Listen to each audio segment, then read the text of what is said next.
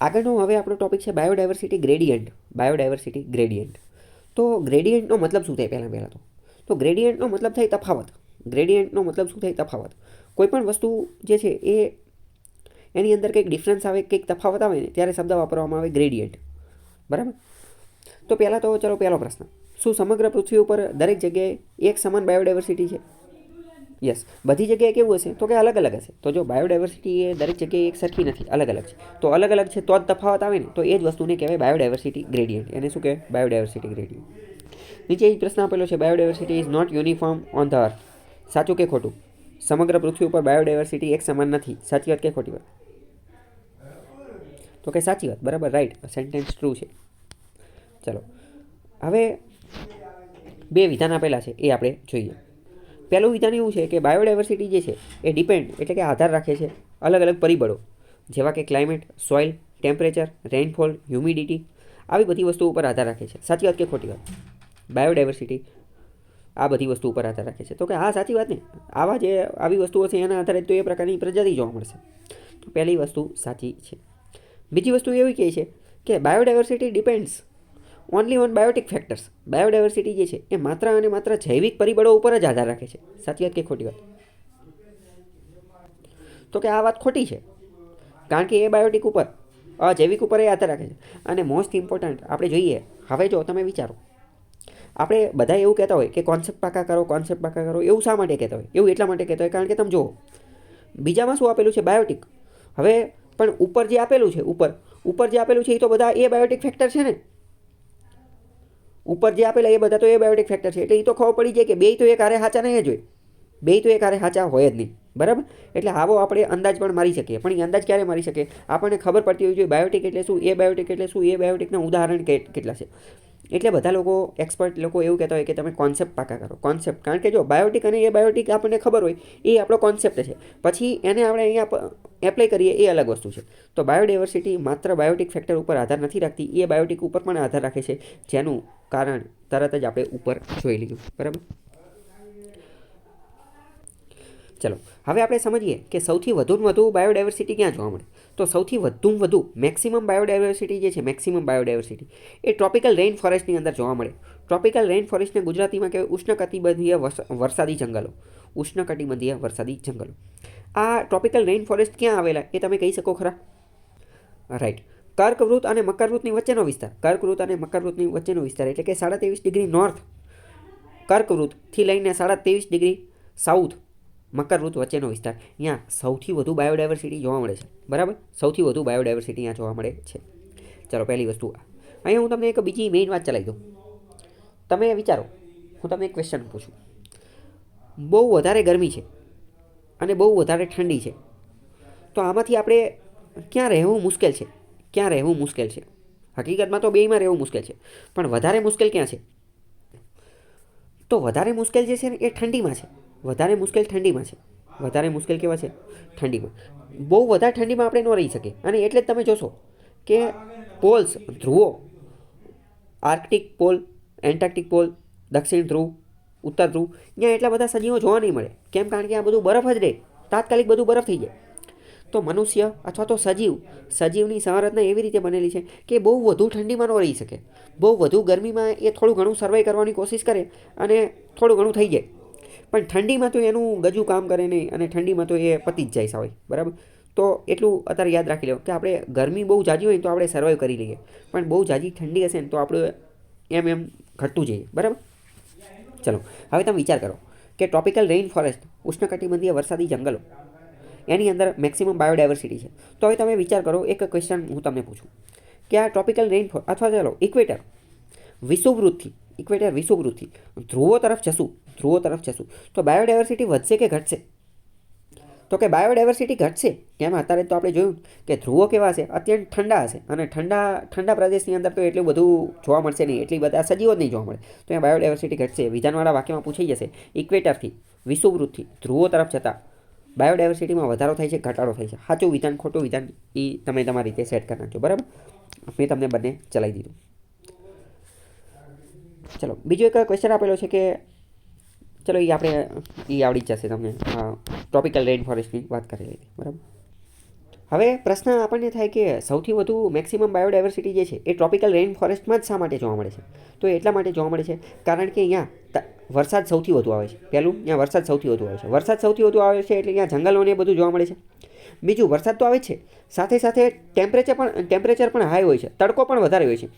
અને અત્યારે જ આપણે જોયું ને કે તડકો હશે, તડકો જ અત્યંત મહત્ત્વની વસ્તુ છે. તમે વિચાર કરો, મેં તમને અત્યારે એ વાત પણ કીધી કે તડકો હશે ને એ આપણી માટે એક રીતે જડીબુટ્ટી સમાન છે. તડકો જે છે જડીબુટ્ટી સમાન છે. કેમ? કારણ કે તડકો હશે, સૂર્યપ્રકાશ હશે તો જ તો ફોટોસિન્થેસિસ પ્રકાશ સંશ્લેષણની પ્રક્રિયા થશે અને તો જ તો બધી આખું ચક્ર આગળ વધશે ને. પૃથ્વી ઉપર એનર્જી, ઉર્જાનો સૌથી મોટો સ્ત્રોત એ જ સૂર્ય છે. સૂર્ય જ નહીં હોય, તડકો જ નહીં હોય તો આખું બધું આગળ કઈ રીતે ચાલશે? બધું લોચામાં પડી જશે. અને ધ્રુવોમાં બધા એ જ તો લોચા પડે છે. ધ્રુવોમાં એટલે તો એટલું બધું બાયોડાયવર્સિટી ને એ બધું જોવા મળતું નથી, સજીવોને એ બધું એટલા માટે જોવા મળતું નથી. તો હવે ખ્યાલ આવ્યો કે ઇક્વેટરથી ધ્રુવો તરફ જઈએ તો બાયોડાયવર્સિટી ઘટતી જાય. ટ્રોપિકલ રેઇન ફોરેસ્ટમાં સૌથી વધુ બાયોડાયવર્સિટી શા માટે જોવા મળે છે? કારણ કે અહીંયા સૌથી વધુ વરસાદ જોવા મળે છે, સૌથી વધુ તાપમાન જોવા મળે છે અને સૂર્યપ્રકાશ જોવા મળે છે. સૂર્યપ્રકાશ એ જ તો પાયાનો એકમ છે ફોટોસિન્થેસિસ, પ્રકાશ સંશ્લેષણ માટે. એના કારણે વનસ્પતિને એ બધું ઉગશે અને પછી તો બધું આખી વસ્તુ જે છે એ કહેવામાં આવશે, બરાબર. અને એટલે જ તો આને સૌથી ઓપ્ટિમમ બાયોમ કહેવામાં આવે છે. ટ્રોપિકલ રેઇન ફોરેસ્ટને બહુ સારામાં સારો બાયોમ કહેવામાં આવે છે કે જ્યાં સૌથી વધુ બાયોડાયવર્સિટી જોવા મળે છે, બરાબર. નીચે એક ક્વેશ્ચન આપેલો છે, જોઈએ કે બાયોડાયવર્સિટી ખાલી જગ્યા ડિક્રીઝ કે ઇન્ક્રીઝ વધે છે ટુવર્ડ્સ ધ ઇક્વેટર તરફ જઈએ, બરાબર. ટુવર્ડ્સ ધ ઇક્વેટર તરફ જઈએ તો બાયોડાયવર્સિટી વધે કે ઘટે? તો કે બાયોડાયવર્સિટી શું થાય છે? બાયોડાયવર્સિટીમાં વધારો થાય છે. ઇક્વેટર વિષુવવૃત્ત તરફ તો વધતો જાય છે. આપણે વાત કરીએ કે બાયોડાયવર્સિટી ઇઝ ઇક્વલ ઓન અર્થ. સમગ્ર પૃથ્વી ઉપર એક સમાન બાયોડાયવર્સિટી છે. સાચી વાત કે ખોટી વાત? તો કે ખોટી વાત. હમણાં ક્યારનું આપણે એ તો જોઈ લીધું, બરાબર. અલગ અલગ વિસ્તારની અંદર અલગ અલગ જગ્યાએ જે છે એ જોવા મળે છે. ઇક્વેટર તરફ વધતું જાય છે, એ બધું આપેલું છે, બરાબર. આ બધા કોન્સેપ્ટ છે. આવો જ પ્રશ્ન જે છે પૂછાશે. બાયોડાયવર્સિટીના બધી વસ્તુ જે છે એ કોની ઉપર આધાર રાખે? તો કે બાયોટિક અને એબાયોટિક બંને ફેક્ટર ઉપર આધાર રાખે. જેમ કે પ્રેસિપિટેશન એટલે કે વરસાદ ઉપર આધાર રાખે, તાપમાન ઉપર આધાર રાખે, એલ્ટિટ્યુડ ઊંચાઈ ઉપર, સોઇલ ભૂમિનો પ્રકાર, જિયોગ્રાફી, અને બીજી કેવી સ્પીસીસ જે છે એની ઉપર પણ આધાર રાખે. આજુબાજુના બીજા સજીવો ઉપર પણ આધાર રાખે. ફોર એક્ઝામ્પલ, હરણ ગાયબ થઈ જશે તો સિંહની વાઘની વસ્તીને જે છે એ એફેક્ટ થશે, બરાબર. ઘાસ ગાયબ થઈ જશે તો હરણને એફેક્ટ થશે. એટલે બીજી અન્ય સ્પીસીસ કેવી છે એના આધારે પણ નક્કી થાય. તો બાયોડાયવર્સિટી આપણે વાત કરીએ તો બાયોટિક અને એબાયોટિક બંને ફેક્ટરને અસર કરે છે. બંને ફેક્ટરને કારણે અસર થાય. આગળ એક ક્વેશ્ચન પૂછેલો છે કે બાયોડાયવર્સિટી નોર્મલી, સામાન્ય રીતે, ગ્રેટર ઇન લોઅર લેટિટ્યુડ, નીચા અક્ષાંશ જે છે, નીચા અક્ષાંશની અંદર બાયોડાયવર્સિટી વધારે, ગ્રેટર જોવા મળે છે કમ્પેર ટુ હાયર લેટિટ્યુડ. ઊંચા અક્ષાંશ કરતાં નીચા અક્ષાંશમાં બાયોડાયવર્સિટી વધારે, ગ્રેટ, ઊંચા નંબરમાં જોવા મળે છે. સાચી વાત કે ખોટી વાત?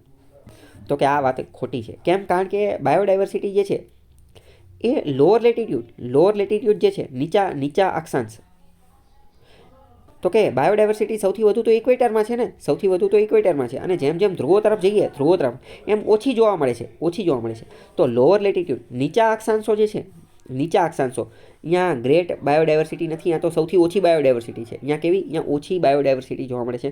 અને એક મિનિટ, જ્યારે આપણે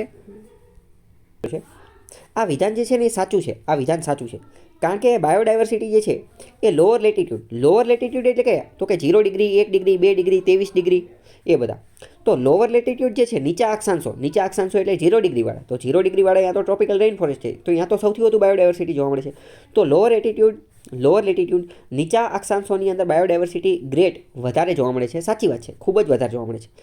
જ્યારે હાયર લેટિટ્યુડ, ઊંચા અક્ષાંશો એટલે કે તો કે 80-90, તો 90 ડિગ્રી ત્યાં તો શું છે, ધ્રુવ ને એ બધું છે, ત્યાં ઓછી જોવા મળે છે. એ આપણે અત્યારે તો જોયું, બરાબર. તો લોઅર લેટિટ્યુડ એટલે કે તો કે આંકડા અનુસાર યાદ રાખવાના, 0 ડિગ્રી, 23 ડિગ્રી ને બધા, અને હાયર એટલે 90 ડિગ્રી, બરાબર. તો વિધાન સાચું પડશે.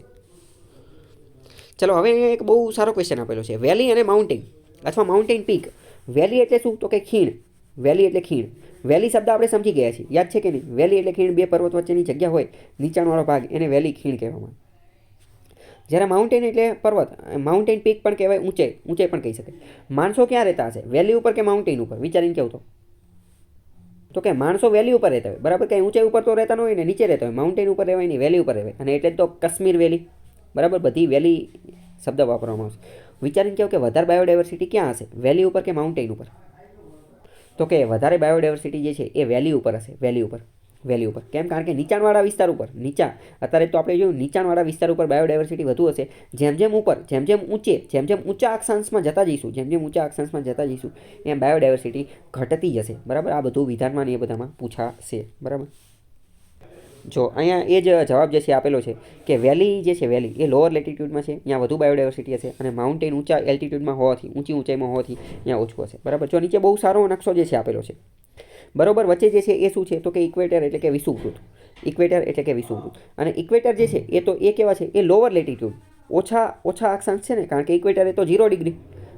લોઅર લેટિટ્યૂડ ત્યાં હાઈ બાયોડાયવર્સિટી, ખૂબ જ વધારે બાયોડાયવર્સિટી હશે.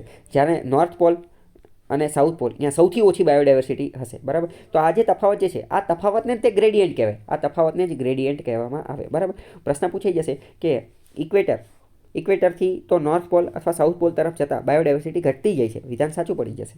બરાબર, પ્રશ્ન પૂછાઈ જશે કે માઉન્ટેનથી વેલી તરફ જતાં બાયોડાયવર્સિટી વધતી જશે. વિધાન સાચું પડી જશે. બરાબર, તો એ બધી વસ્તુ અહીંયા આપેલી છે અને એનું આ કાગળની આ બધી વસ્તુ આપેલી છે. બરાબર, આને શું કહેવાય? ગ્રેડિયન્ટ કહેવાય. સમજાણું કે નહીં?